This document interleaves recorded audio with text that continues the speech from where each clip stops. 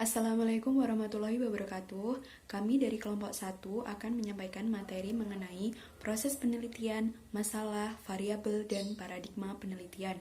Saya Cindy Pradia Arwanda dari kelas AKS 5E, NIM 12403183250. Perkenalkan, saya Dwi Wulan Fitriani dari AKS 5E NIM 12403183227.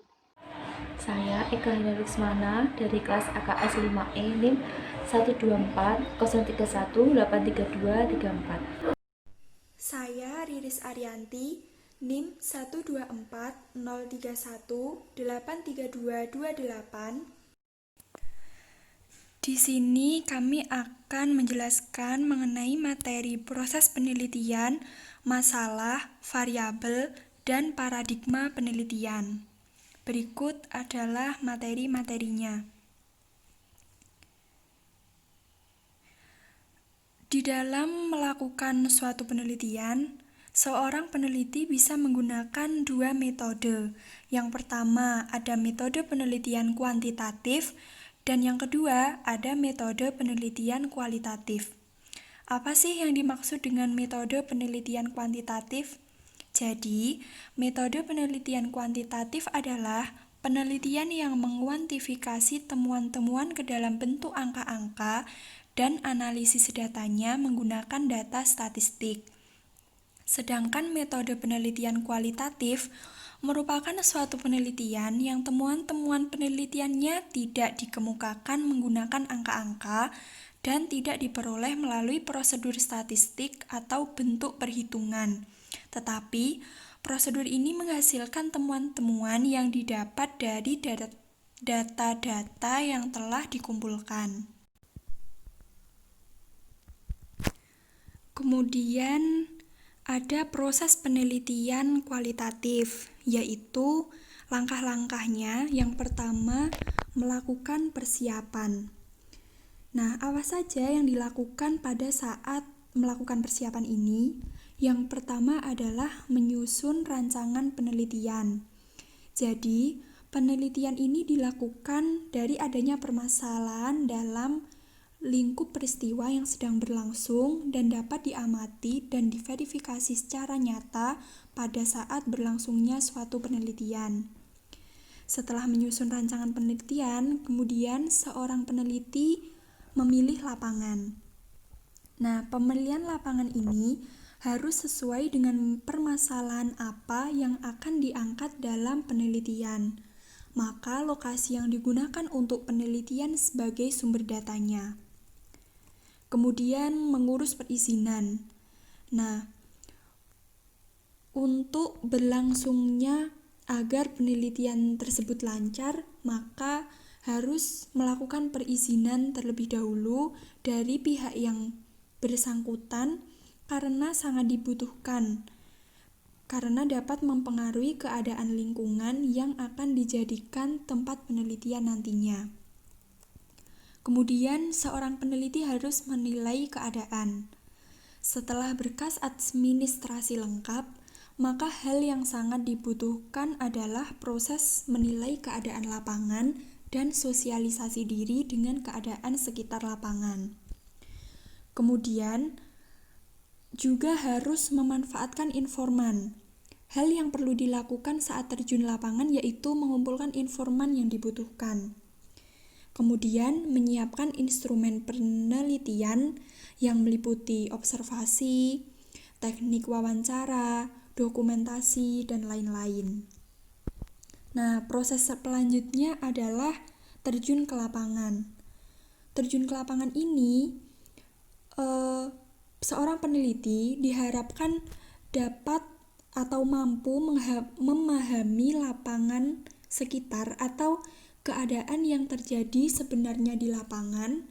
Kemudian seorang peneliti juga diharapkan aktif dalam kegiatan untuk melakukan pengumpulan data yang terjadi di lapangan tersebut. Jadi, tujuannya apa? Terjun ke lapangan secara langsung ini, tujuannya adalah agar nanti data yang diperoleh itu akurat dan sesuai dengan keadaan yang terjadi sebenarnya di lapangan.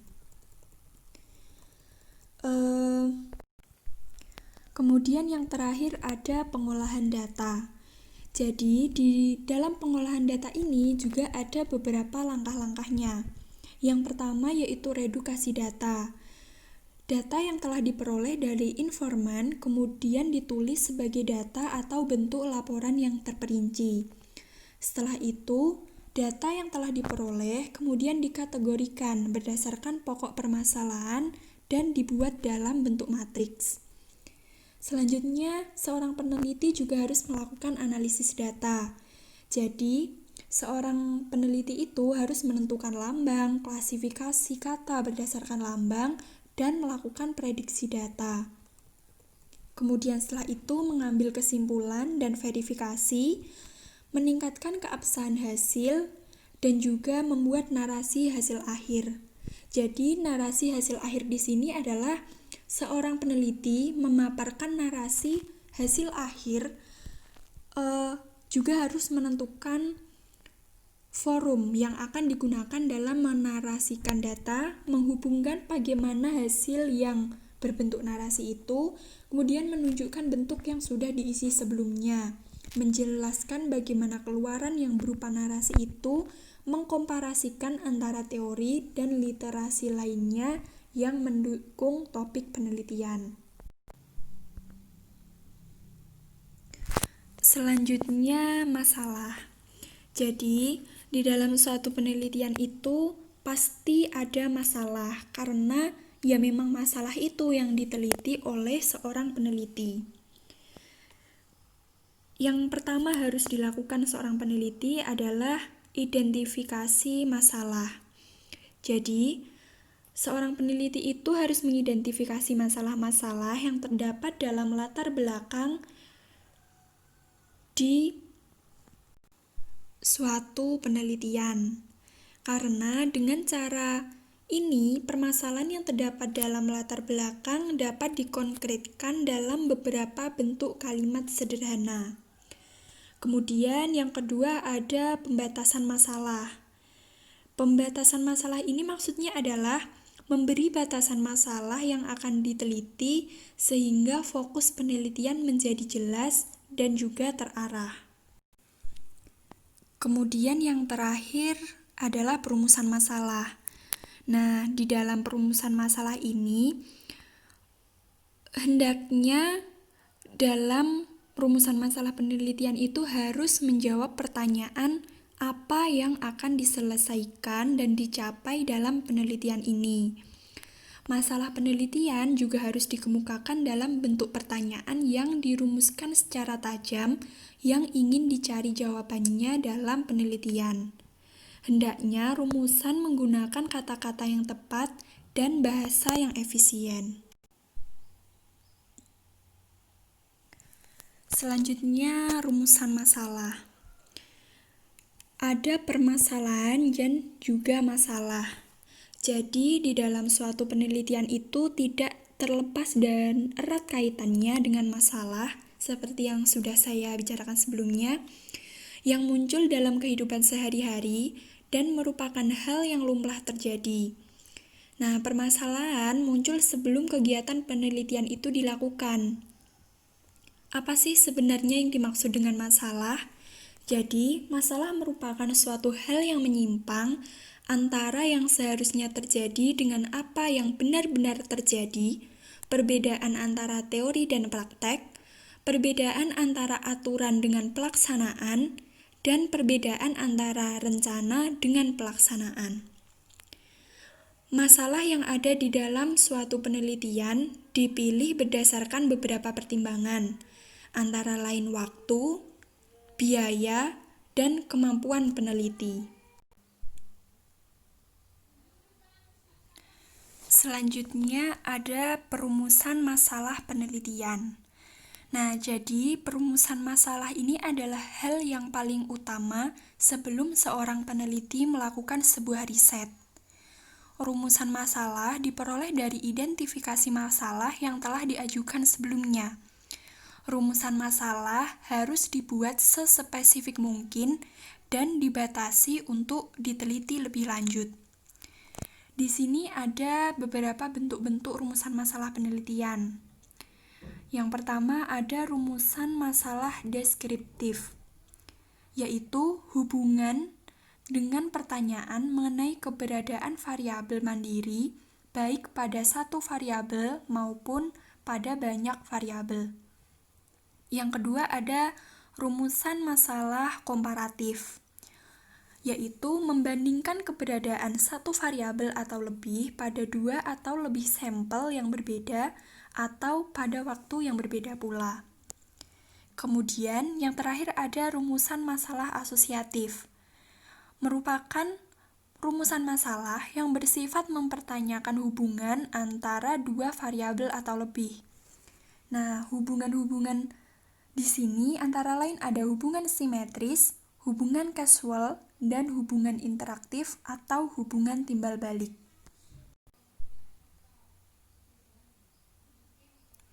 Langkah-langkah perumusan masalah. Jadi, langkah yang pertama, seorang peneliti harus menentukan fokus penelitian. Yang kedua, mencari subfokus atau berbagai kemungkinan faktor yang ada kaitannya dengan fokus tersebut. Yang ketiga, mengadakan pengkajian terhadap faktor-faktor yang terkait untuk ditelaah kemudian ditetapkan untuk dipilih. Yang keempat, mengkaitkan secara logis faktor-faktor subfokus yang dipilih dengan fokus penelitian.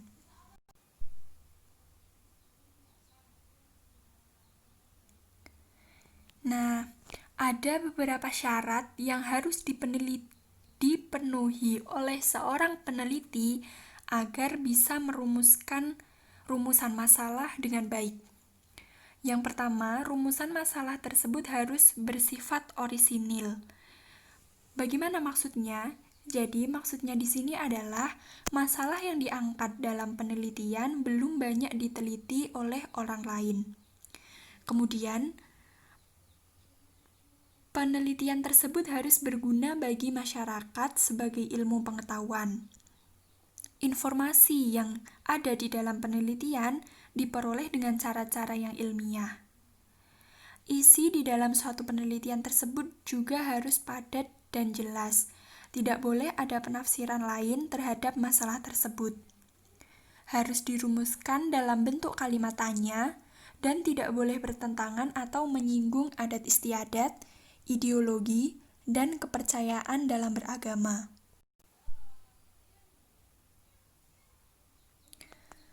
Kemudian, variabel penelitian.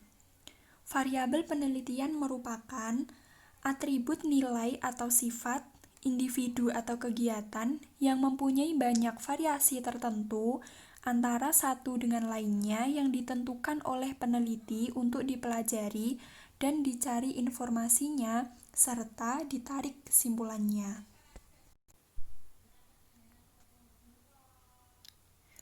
Macam-macam variabel.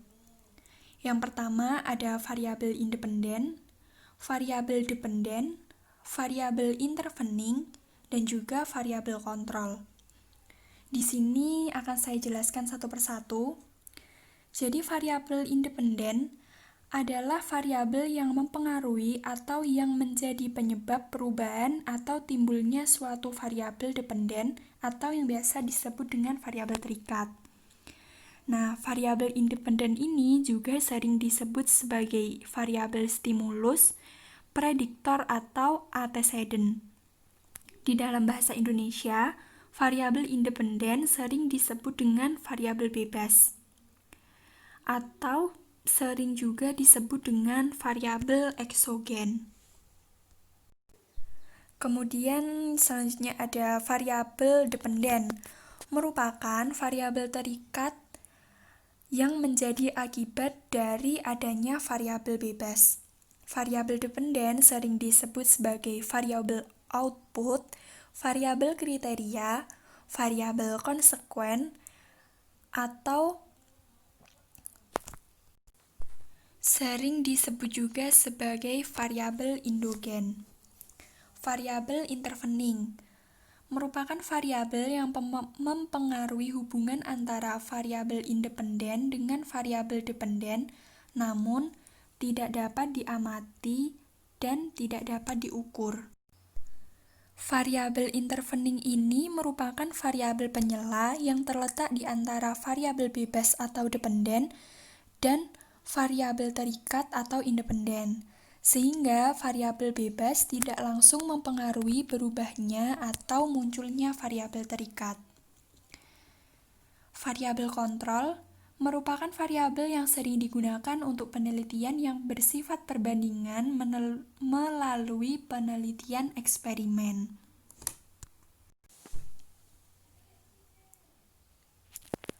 Model hubungan antar variabel.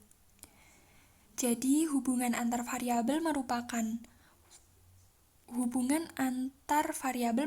variabel bebas atau independen atau pengaruh dan variabel terikat, dependen atau terpengaruh dengan menggunakan simbol X dan Y yang kemudian dikaitkan dengan analisis hubungan kausal atau hubungan sebab akibat.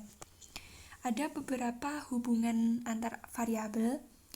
Yang pertama, hubungan asimetris. Pada hubungan asimetris, suatu variabel atau variabel-variabel bebas berhubungan dengan variabel atau variabel-variabel terikat.